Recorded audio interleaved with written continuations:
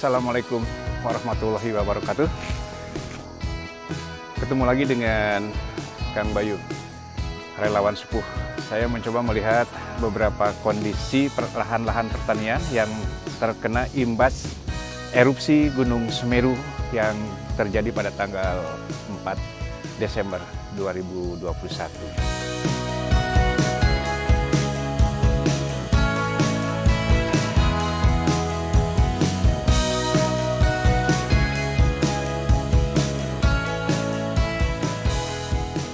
Nah, saat ini saya berada di salah satu lahan pertanian seorang relawan mandiri, ya itu namanya Mas Nasrun. Pohon-pohon tomatnya sekarang dalam kondisi kritis dikarenakan kena imbas dari erupsi Gunung Semeru, yaitu terkena abu panas. Dan kita seperti apa sih? Ya nanti akan kita lihat. Walaupun dari kejauhan kita lihat masih banyak pohon yang berbuah, ya, buahnya, namun ini dianggap gagal tidak, tapi panennya yang kurang maksimal. Dan hari ini saya akan menyelamatkan atau mengambil buah-buah tomat yang memang sudah waktunya diambil. Kita akan masuk ke lokasi pertaniannya Mas Nasrul. Assalamualaikum. Ya, waalaikumsalam Kang. Wah, ini Mas Nasrulnya sudah lebih dulu ada di tengah-tengah perkebunan tomat. Nah, Mas Nasrul ini salah seorang relawan yang tidak mengenal lelah. Oke, Mas Nasrul ini Ya.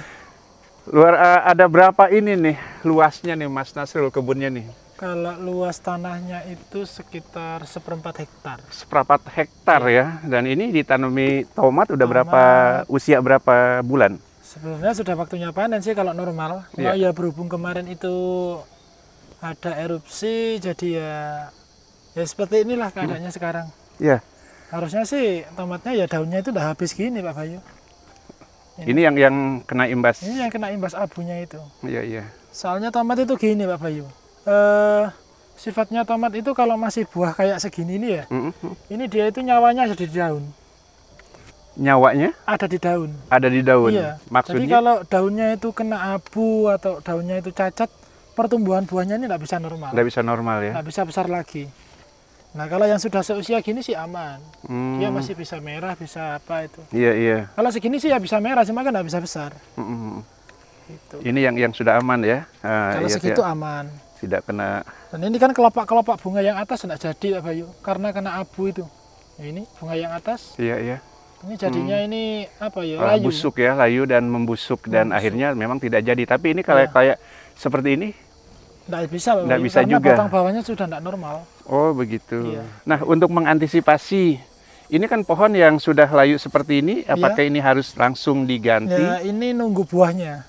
Nunggu buahnya berapa lama nih? Ini sampai merah semua, baru ini kita panen serentak, dan saya sudah menyiapkan tanaman penyusul.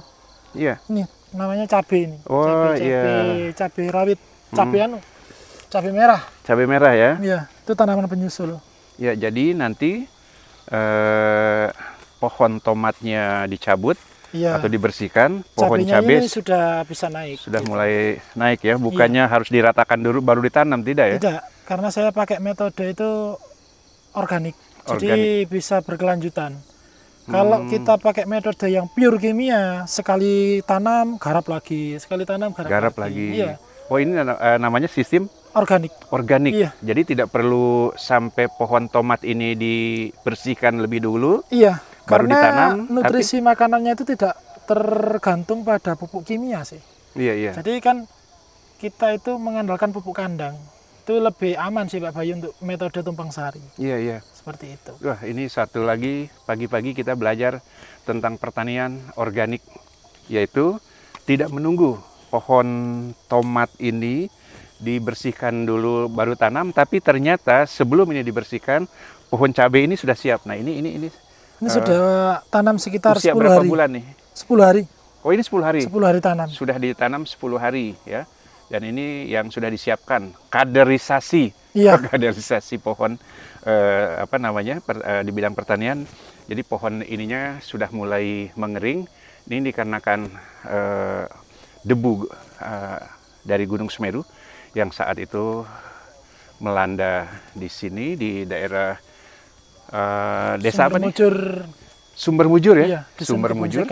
Dan ini tidak jauh dari sini, ke sebelah kanan saya ini Gunung Semeru. Sayang sekali ini terhalang dengan pohon-pohon ya. Pagi ini Gunung Semeru sangat bersahabat sekali, bersih sekali ya tadi saya lihat ya iya. gunungnya ya, ininya kondisinya. Mudah-mudahan kita berdoa untuk Gunung Semeru supaya tidak memuntahkan lahar lagi dan tidak juga membawa bencana lagi. Kita berdoa, kita sebagai manusia harus menjaga alam seperti alam menjaga kita. Ya, amin. Saya sudah bawa ember. Kita sama-sama mencari tomat yang bisa dipetik dan bisa terselamatkan. Kita lihat di daerah blok atau bedengan di sini. Dari kejauhan udah banyak yang harus kita petik atau dipanen. Ini salah satu contoh. Ini kita petik. Tadi kata Mas Nasrul petiknya pakai tangan saja. Ya, nanti kita kumpulkan berapa banyak yang kita dapatkan hari ini. Ini melihat begini gimana, Mas Nasrul? Apa? Kecewa tidak? Dia sebagai petani bilang kecewa ya kecewa, tapi mau gimana lagi, memang alamnya seperti ini. Ya kita tanam lagi lah, nggak boleh kita putus tanam lagi semangat. Ya? Tidak boleh putus asa ya? Iyalah, yang muda itu yang besar jiwanya, jangan gampang itu sih. Wah, satu lagi pembelajaran teman-teman Tangger Channel, bahwa pembelajaran ini sangat luar biasa, yaitu jangan patah semangat, yang besar jiwa, besar hati. Jangan patah semangat. Tanam lagi, enggak apa-apa. Berbesar hati dan tidak perlu kecewa dengan ini hasil yang tidak maksimal, tapi kita tanam lagi, ya seperti ini. Mas Nasrul, udah berapa kali panen? Kalau di sini sih ya udah sering sih. Selama 1 tahun itu paling enggak saya 4 kali, 3 kali panen. 1 tahun? Iya. 1 kali panen? Ya perkiraan ya tergantung harga juga. Cuma kalau yang kemarin itu, tomat yang kemarin sebelumnya ini, itu tomatnya dapat 65 kotak atau tonasenya itu hampir 4 ton. Hampir 4 ton. Hampir 4 ton. Yang di sini aja ini. Yang di sini aja ya. Iya.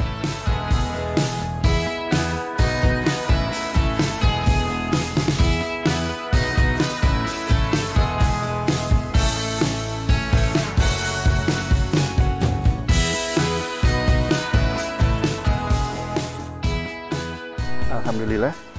Kita pagi ini mendapatkan hampir 1 ember tomat yang sudah merah, dan ini mudah-mudahan akan kita konsumsi.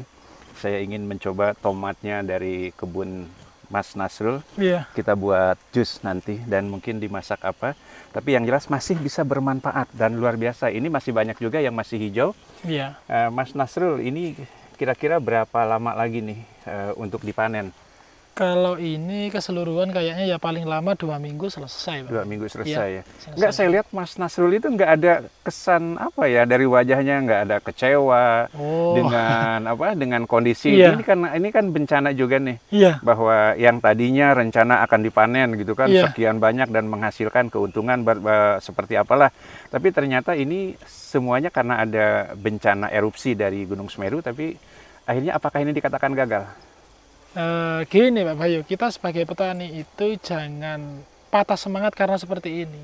Yang penting kita itu, kunci utama kita itu sehat, kita selamat. Terus tanaman kan masih bisa kita ambil sebagian, ya paling tidak untuk biaya beli bibit lagi itu kan ada. Kita berusaha lagi, rezeki itu pasti ada. Sudah percayakan seperti itu, pasti ya kita tenang lah. Kuncinya kalau kita itu tenang, kita itu tetap semangat, ya itu rezeki tetap ngikut. Seperti itu sih Pak Bayu. Tapi jangan patah semangat, jangan kecewa. Patah semangat. Dan kita tetap bersyukur. Tetap bersyukur. Setidaknya syukurilah, meskipun andai kata 1 buah ini tidak ada 100, ada 10 aja, berarti kita masih dikasih rezeki yang 10. Masih rezeki yang seperti ada. Nah, ini satu luar biasa, salah seorang relawan yang ada di Semeru di sini. Jadi tadi tidak perlu kita kecewa dengan 1000 buah tomat yang gagal. Walaupun masih ada 1 atau 10 ya buah tomat ini yang masih bisa terselamatkan, kita tetap harus bersyukur. Atau mungkin ada ini Mas Nasrul, trik atau pesan kepada para relawan yang sekarang memang juga masih banyak di Semeru yang masih membantu dan mungkin ingin mengikuti jejak seperti Mas Nasrul ini sebagai petani. Jadi sebagai relawan, sebagai petani, dan juga sebagai pengusaha. Oke, apa? Intinya untuk relawan, untuk saya pribadi dan tim, saya ucapkan terima kasih sudah bisa membantu masyarakat khususnya Sumber Mujur dan Curakoboan Kajar Kuning. Saya ucapkan beribu-ribu terima kasih. Barangkali untuk relawan yang masih bingung untuk mencari penghasilan tambahan atau apa, bisa di sektor pertanian itu juga bisa menjanjikan. Dan di sini juga kita itu tidak terikat sih, harus setiap hari ke sini enggak. Kita itu fleksibel. Jadi apa yang perlu kita selesaikan di hari ini, besok kita bisa bantu atau apa, itu masih bisa sih Pak Bayu.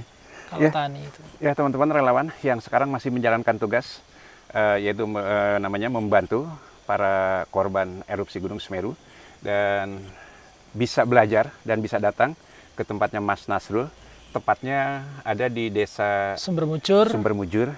Atau mungkin nanti ada kontak yang bisa menghubungi Mas Nasrul untuk belajar lebih banyak lagi. Jadi pada saat kita kembali ke tempat masing-masing dari tugas membantu korban bencana erupsi di Gunung Semeru, kita punya oleh-oleh ilmu di bidang pertanian dari Mas Nasrul, di bidang peternakan, dan juga di bidang makanan ternak. Ini yang sangat luar biasa yang saya dapatkan pembelajaran dari seorang relawan mandiri dari Desa Sumber Penanggal. Kalau saya rumahnya Penanggal.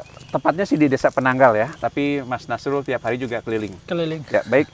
Itulah salah satu yang kita dapatkan oleh-oleh dari Mas Nasrul sebagai relawan mandiri dan juga sebagai petani. Nah, sekali lagi untuk teman-teman relawan dimanapun Anda berada dan punya aktivitas sebagai relawan, di mana relawan ini ya memang tidak ada yang membayar dan relawan tidak meminta bayaran. Jadi pada saat kita akan berangkat ke lokasi bencana, paling tidak kita sudah punya bekal, kita sudah punya peluru untuk sampai ke lokasi bencana dengan tidak ketergantungan kepada siapapun, karena seorang relawan harus bergerak lebih cepat.